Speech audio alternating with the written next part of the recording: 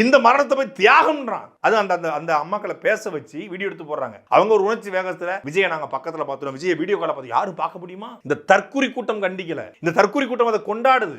அதிமுக கூடிய ஒரு சிலர் கொண்டாடுறாங்க, பிஜேபி ஒரு சில பேர் கொண்டாடுறாங்க. ஆனா யார் தெரியுமா கண்டிக்கிறா? யார கோமாளி என்று இந்த சமூகம் சித்தரிக்க முயற்சி பண்ணுதோ அந்த ஜிபி முத்து கண்டிக்கிறாப்ல.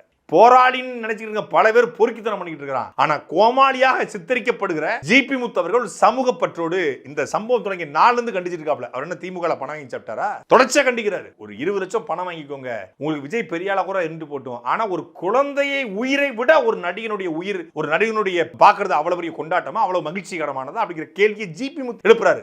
அவர்கிட்ட இருக்கிற குறைந்தபட்ச சமூக பற்றோ அந்த மனிதநேயமோ இங்க தாவேக்கா கும்பல்கிட்ட இல்ல அப்படிங்கறதுதான் மிகப்பெரிய வேடிக்கை.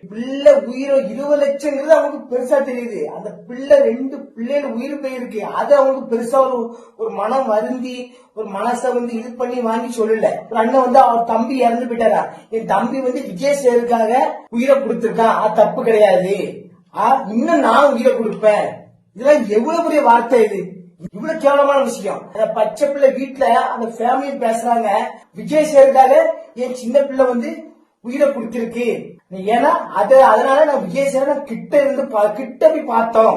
எவ்வளவு கேவலமா இல்ல? இப்படிலாம் பேசுறதுக்கு உங்களுக்கு வெக்கமா இல்ல? உங்களுக்கு